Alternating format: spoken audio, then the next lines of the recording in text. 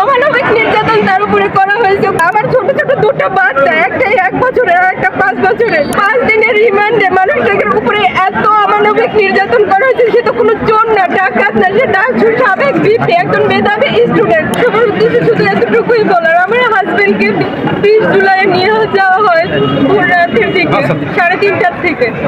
তো তাকে সুস্থ স্বাভাবিক একটা মানুষকে নিয়ে যাওয়া হয়েছিল। 40 ঘন্টা তার উপরে মানে তার নিখোঁজ ছিল।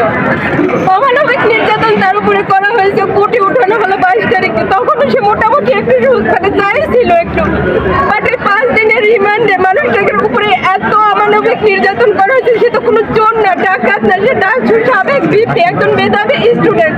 সে হাঁটতে পারতেছে না, তার মানে পা উপরে উঠে, মানে এটা তো কোনো একটা মানে কিভাবে যে বলবো এই কথাগুলো। আমার ছোট ছোট দুটো বাচ্চা, একটা 1 বছরের আর একটা 5 বছরের। ওরা শুধু শুধু ওর বাবার কথা বলে।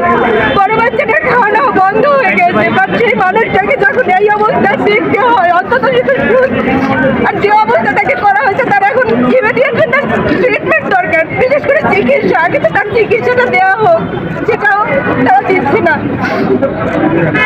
বলতে পারতেছি না যে একটা মানুষকে সুস্থ স্বাভাবিক একটা মানুষকে নিয়ে এভাবে কেউ অমানবিক মানে মানবাধিকার মানে সে তো কোনো চোর না, ডাকাত না, আর সে তো এই আন্দোলনের সাথে সম্পৃক্ত ছিল না।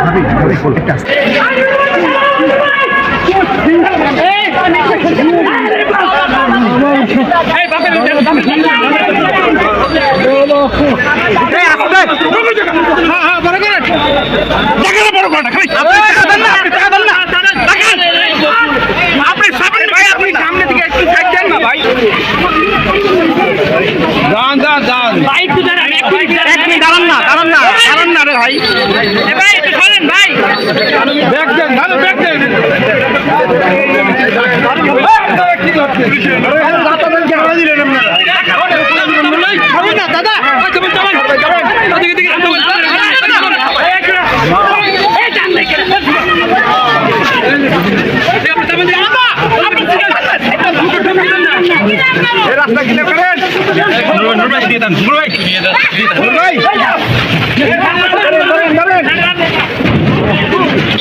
মুরব্বী।